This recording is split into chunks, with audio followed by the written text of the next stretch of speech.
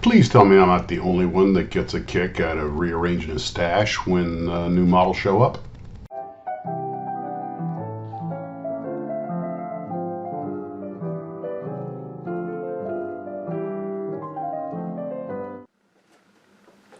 Well, hello Gloo Troopers, Max's Models here. Getting a late one out tonight. This may be my last one for a while because I go to work tomorrow. There won't be a live stream Saturday because I don't get back till late Saturday night. Maybe a live stream Sunday. We'll see how times work out. So I got a couple of boxes today, and I thought I would do an unboxing. And this first one is from Mike and Tink, and they sent a letter with it. And I hope the supply drop finds you well. My name is Mike Frady. My daughter is Brianna. Together we are Mike and Tink Scale Models. You probably flew our house, live out in Raleigh-Durham, retired Air Force, and so anyway,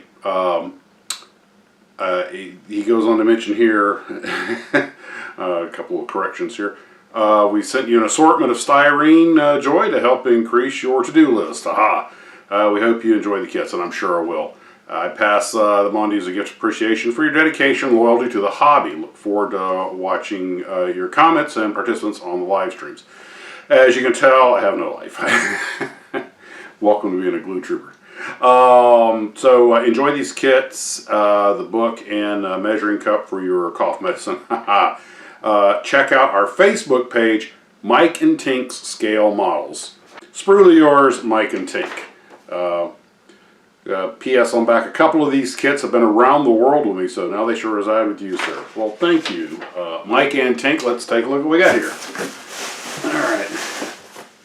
Alright, the first thing is the Tamiya Easy 8 Sherman, and that will go perfectly in my tank collection. And this is the M4A3E8, and that is awesome. That's the one with the big gun and the horizontal volute suspension system. And then we have the book, The Tiger Tanks, Das Tigerpanzers. I actually knew a gentleman who drove a Tiger tank in World War I, German. Let's see. There we go. And from AFV, the M38A1 Jeep. Sergeant Carter, if you guys remember Gomer Powell, Sergeant Carter ran around in one of these. And of course that is an actual follow-on to the Willis Jeeps of World War II. And a distant follow-on. Alright, we have Hasegawa's Nikojima KI-49-1 Type 100 Heavy Bomber Donryu, the Helen. And I do not have one of those. I have actually found myself a bit of a fascination with Japanese bombers. I've had a little trouble telling them apart sometimes. You know, they kind of follow a plan for them. They could easily be mistaken for a Peggy. But thank you, that's great. Let's see, this is in, what scale? This is 1/72nd scale. Good, because when bombers get much above 1/72nd scale, I hope you got a wall to hang them on. We have, okay, this is something I've never before. This is a 1/24 scale Tamiya Toyota Gazoo Racing TS050 Hybrid. And this is a type of racing I don't know much about. So all you Mark and John Kitt and all you others and Steve, you guys who know about racing cars can tell me about this. But I did not know they were racing hybrids, although that makes perfect sense. It's kind of a wild looking car. We may talk about this in more detail at another time. Let's see here. Speaking of Japanese, oh my gosh. Okay, this is made for the Japanese market. This is a Fujimi E11A1, I believe it was called Aurora. And I actually used a picture of one of these because there was one of these at the Battle of Midway. I don't know if it saw any action or not, but I do remember that at least one of the cruisers had one. Of course, being a float plane, you know, it was real handy because it could land on the water and get picked up by the ship. It's a biplane. It was, I believe, a pre-war design, and this is in, it doesn't have the scale listed, but looking at it, I'm going to say 1/72nd scale.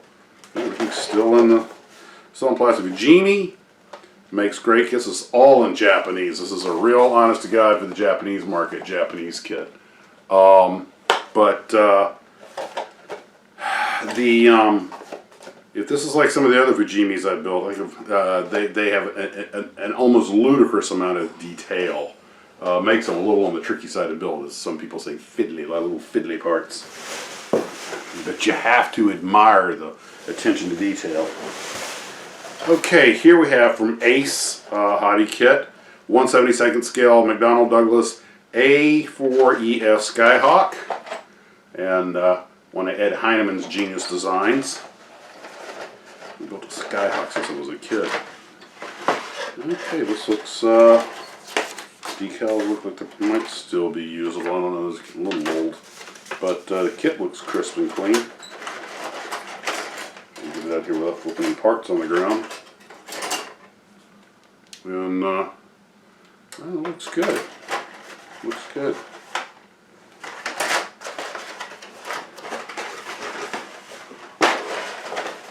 (1/72) scale. Again, perfect size for display on shelves. This one, the one in the box art's the Marine Corps, of course, they're also used by the Navy. And it has Navy markings on the one on the side.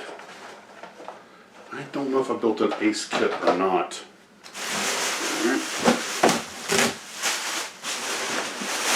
Stuff in here. I want to make sure I don't leave anything behind, which had been done before. Gotten emails from people after unboxings. Hey, I had something else in there, and I'm going out in the trash and digging it up.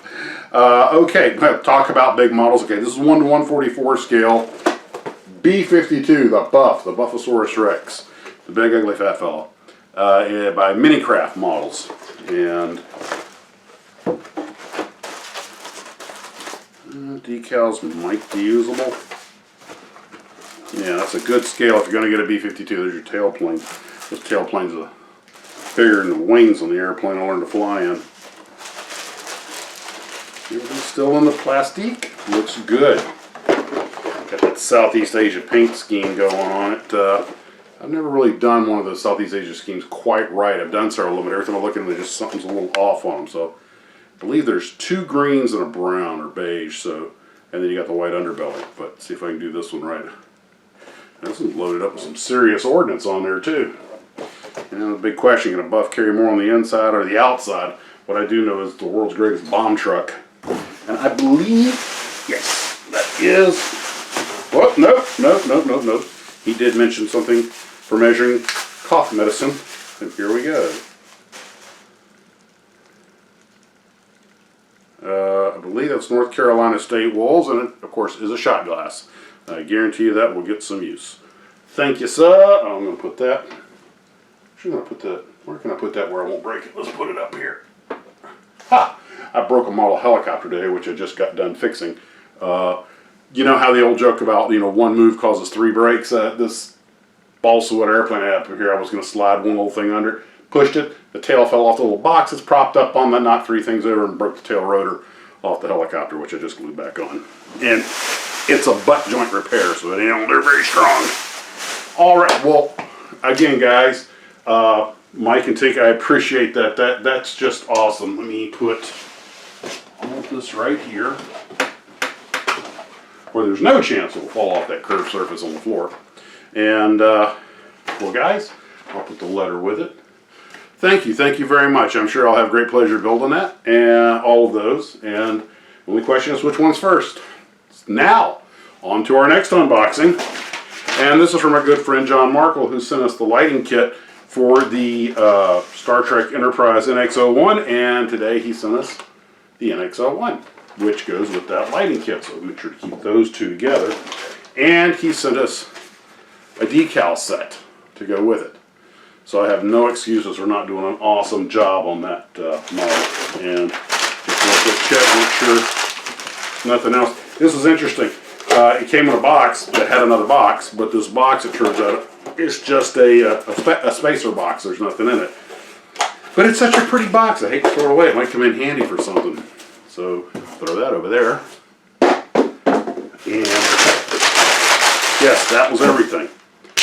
Well, John, thank you very much. Mike and Tink, thank you very much, guys. And like I say, that's all I've got for tonight. I cannot thank you guys enough for all these kits. I'll get this stuff organized and get it in the queue. We, as I said, maybe Sunday night a live stream. We'll see how things go and how they flow. My wife and I just got done binge watching 2 seasons of the new series Foundation, which of course is Asimov, so it was really some of the best science fiction I've seen in a while. So just a little plug there for it. I was really interested in it. So guys, that's where we're at right now. Want to hopefully, good Lord willing, the creek don't rise. When I'm out in California, I might be able to get up with Mike Mashat. We might be able to put some together for a video when I come back, or possibly a road video. And I'm also taking the book with me that Fran gave me, 7 Seconds to Die. So if I get a chance, I'll read some of that. Guys, take care of yourselves, and as always, model on.